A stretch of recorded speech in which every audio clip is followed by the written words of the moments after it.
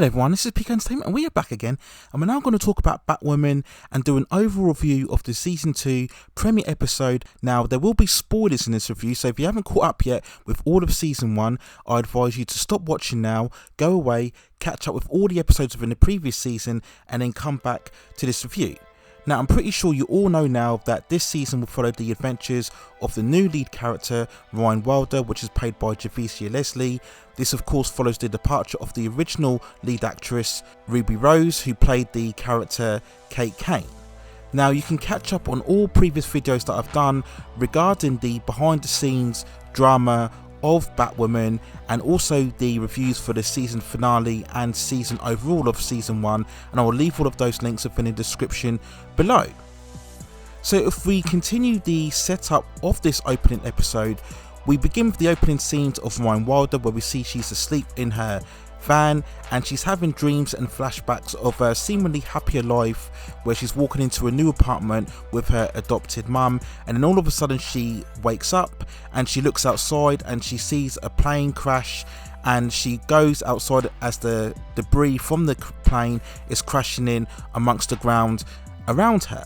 We catch up again with Luke and Mary as they're trying to track down the whereabouts of Kate Kane.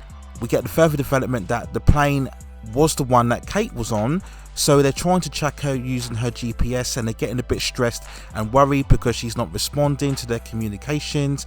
And then we cut back again to Ryan as she's walking in amongst the crash debris, and then all of a sudden she comes across the bat suit, which is completely intact, even to the point of the wig, which looks completely untarnished for the most part.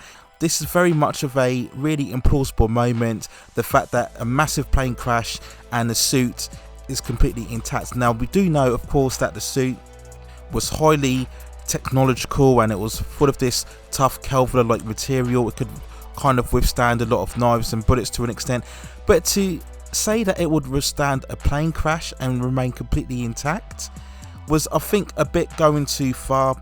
We also catch up with Bruce Wayne, who we also know is under the guise of Thomas Elliot, and if you go by the previous season, he was able to assimilate different identities by switching faces. This continues the arc that we left with the conclusion of the first season, when Alice was seemingly on a quest for revenge of Kate, and that she was working together with Thomas Elliot, and they were going to use the identity of Bruce to infiltrate the Wayne Enterprises and apprehend the kryptonite substance, because they'd recently found out that kryptonite was able to penetrate the batsuit and hurt Kate. So this is where we see the earliest scenes of Thomas coming back into the Wayne Enterprises. Of course, Luke and Mary are completely shocked by his reappearance. He somehow manipulates his way into getting Luke to open the Batcave, and then he goes in there and he sees the various weapons and the setup within the underground fortress. He gets the further revelation when Luke tells him about the kryptonite shard, which was handed in to him from Ruby, who of course we all know was passed over to her by Kara, going off the most recent crossover Crisis of Infinite Earths. And Thomas is just learning a bit more information about the setup and the weapons and the batsuit as well. We then cut back to Ryan putting on a costume, and we see her intercutting with flashbacks of her getting assaulted by a group of people within her apartment. Again, this is all done very quickly, very much in the same fashion as what we saw in the opening premiere episode of Batwoman, and it's a bit disorientating because you're trying to really just cut into the character and find out where she's going from, and again, the pace is very quick as we deal with all these flashbacks.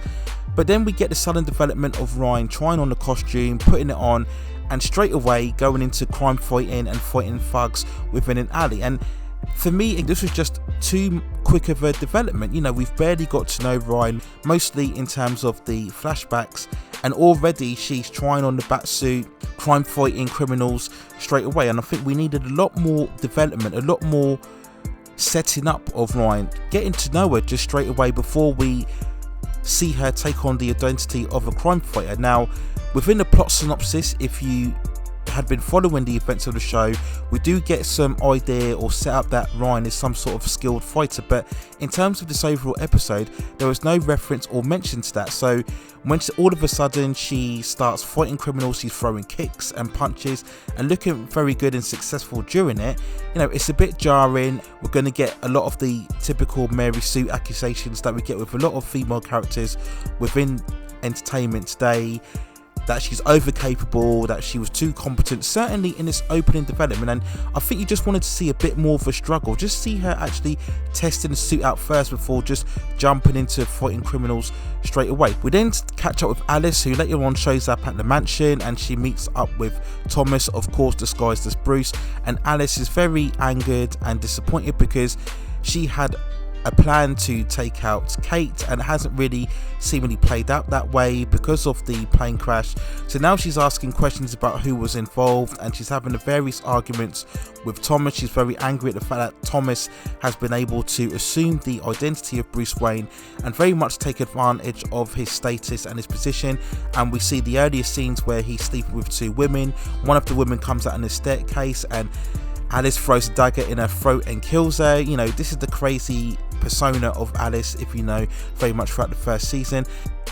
Going back to my season review, I commented that yes, Rachel Skarsten's performance was the most distinctive and the most imposing of the characters, but I mentioned as well that sometimes her range can go a bit off as she imbues this crazy personality of Alice, but sometimes it doesn't always work. She doesn't always get the balance right, and sometimes Alice can go a bit over the top and come across as much more laughable rather than most serious and intimidating. I think that was something that happened throughout this episode. It's that it just came across as a bit campy and a bit just comical at times, so you can't take the character as seriously as she's really expressing her desires and wishes that she wanted to set up Kate and kill her in the old fashion that she wanted to. So I just think Skarsten's performance in this particular episode was a bit over the top, and the range wasn't as composed as what it has been in previous episodes throughout season 1.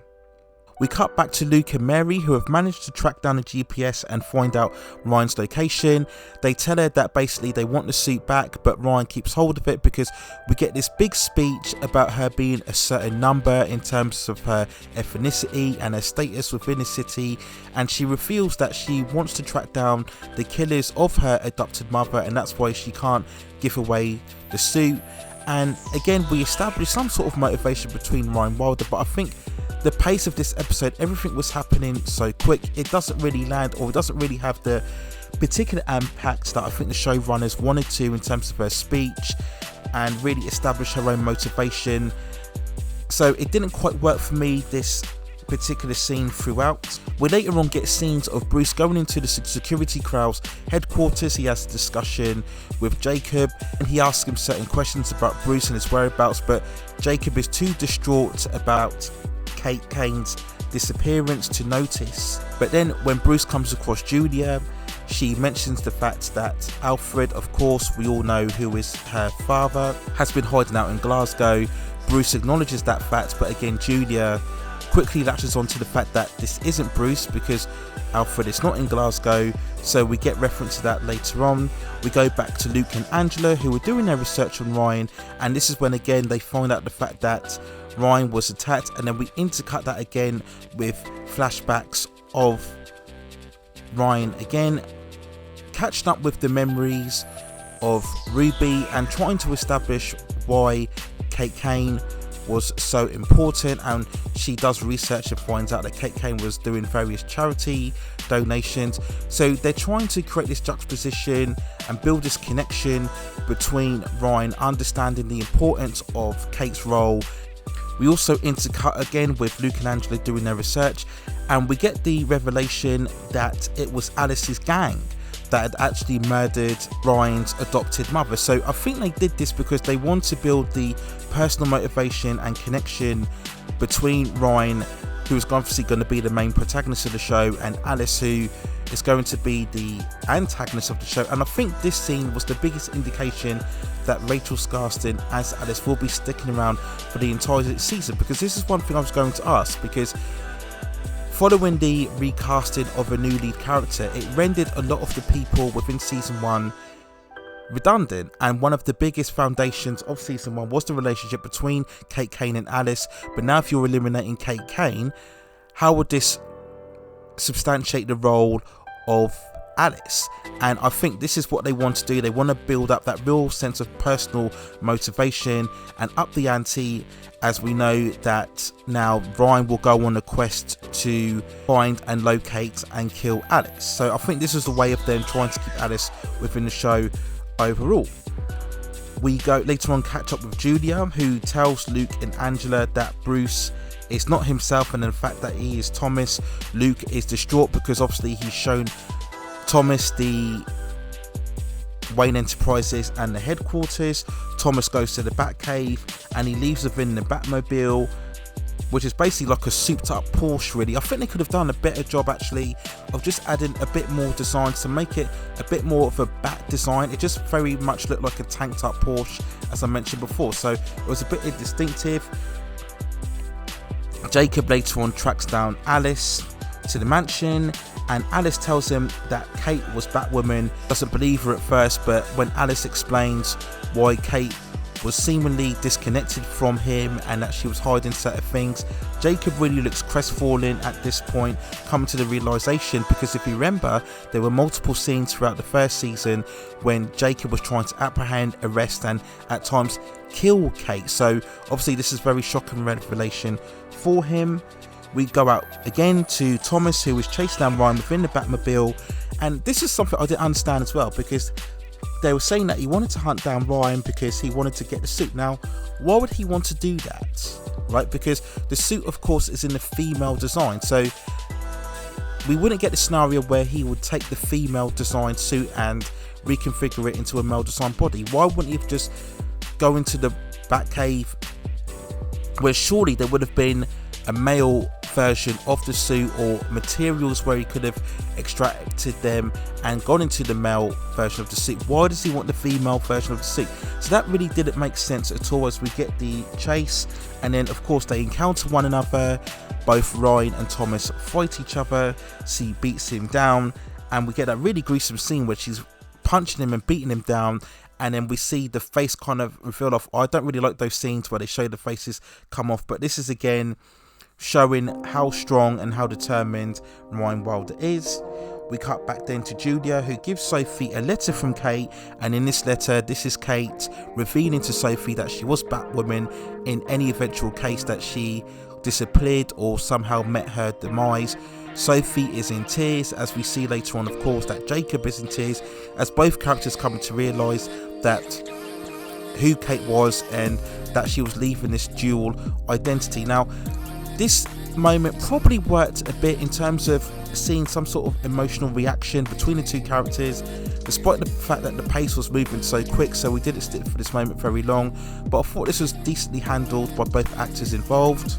We then get a very implausible moment again where we see Beth walking around in the sewers, and then somehow a newspaper or a piece of a newspaper shaped up in a plane swoops down and finds Beth, and we see it's from Sophia. Now, there were hints in the previous episode that Sophia was this mysterious identity that was tracking down Julia and Kate, so this gives the indication when we see the writing that basically Sophia states that Alice owes her one, giving the indication that maybe Sophia was behind the setting up of the plane crash, and now this gives Alice the new motivation of trying to hunt down Sophia and wage war on Gotham. We see her sleeping with the dead body of Mouse, who we all know she killed in the previous season finale, and again this is a bit of a stretch as well, and I think they're going to really struggle to try and maintain the presence of Alice throughout this season. I think they're going to have to play very much on the revenge angle of Ryan Wilder. So we understand why Ryan wants to kill Alice, but really Alice has no real motivation to kill Ryan. So this is again another way of trying to set up and establish a firm place for Alice so she can be the main villain throughout the second season. So we close the episode where we see Blake, and she finds out that she's wounded by the kryptonite, and then that's when the show closes out. So I think overall, in terms of this episode, I think it was very rushed and had a very much of a hectic, very erratic and really messy structure, if I think overall. Now, this is very much in keeping with most of the premieres of the CW show. Despite the fact they have 20 plus episodes throughout the season, for some odd reason they seemingly want to really rush the pace and the storytelling of the opening episode. It's like they're too impatient in terms of the setting up and development of the new characters within the premiere episodes, and they just want to get to the kind of status quo of the heroes going out and fighting and battling crime. And I think this element really hurt this episode overall, because there were multiple scenes and developments where we were seemingly getting to know the Ryan character, and then we were jumping forward in terms of going back to the more established characters, and really tonally it was all over the place. We had all of these pop songs and they never really fitted in terms of the story. Just when we were seemingly going to get a big heavy emotional moment, we were cutting back and had this big pop song playing and these montages, and it just affected the overall flow and the storytelling aspect of the episode. And I just think there was a real lack of structure and consistency and composure throughout this episode. It just really was all over the place, and any potential big weighty moments were just undercut again by flashbacks and quick edits, and the transitioning between certain characters and certain scenes just never flowed really well, and I think it suffered from it. Now, we look at Javisha Leslie, and in terms of her performance, I think she did okay. I think there wasn't really anything bad to say about her own presence. She looked very good in the Bat costume, I think, and I mentioned this in previous reviews, that when you look at stills, you always have to give a bit of an allowance and wait and see how the actor or actress looks in terms of full flow and full motion before making a judgment. So she looked okay, she looked convincing in the fight scenes. This opening premiere didn't really give us a lot of time in terms of development. We needed better setup in terms of Ryan Wilder's origin. We get a few scenes where we see her talking to her, I think it was her probation officer, but it just seemed a bit forced, and I think we needed to just lessen the pace and get to know Ryan Wilder a bit more in terms of her origin and where she's coming from. But I think Javisha Leslie didn't do a bad job, so I'm going to give her a bit more of a chance, and I think hopefully in the upcoming episodes we'll just settle down the pace a bit. And one thing that also bothered me was the development of Ryan Wilder from her normal identity straight away into the Batwoman identity, and I think it was too quick, it was too sudden, and again it just didn't feel earned. And I think if you want to try and establish Ryan Wilder as a character and make her transcend well with audiences, you needed to structure this more, and I think we could have done maybe without her not even being in the Batsuit fighting criminals. Really, let's just build in her origin and we establish the other characters more than the disappearance of Kate Kane, and I think that would have been the more better way to do it. I'm willing to be a bit more patient and give Javicia a chance from a character point of view and a writing perspective. Hopefully she can develop more throughout the other episodes. I think if you were somebody who already disliked the show from the first season and you weren't convinced about the characters or the writing, then unfortunately this episode won't do anything to convince you. I think if anything, this will further cement your views. If you have any negative feels or negative feelings towards the show, I think this maybe will turn you away from it, and I don't think this will do anything good in terms of attracting new viewers either, because it was just so rushed and a bit scattershot in terms of its plot setting and its development over the series. So I just hope that over the next couple of episodes we could just really settle down a bit, calm down a bit, and just build in terms of our characters, and hopefully, as I mentioned in my season review, we can actually establish a stronger amount of rogue and villains that Ryan Wilder can take on throughout the second season overall. So those are my thoughts and feelings on the season 2 premiere review of Batwoman. Let me know what you think in the comments below. Are you interested more due to Ryan Wilder's presence, or are you a bit more turned off and you feel that maybe this show can't really pick up from the recasting of the lead character So those are my thoughts and reviews of Batwoman Season 2 premiere. Let me know what you think in the comments below. Please hit those like and subscribe buttons and help me grow this channel in the future. But that's it for now. Take care of yourselves, stay at safe distances, and I will see you very, very soon.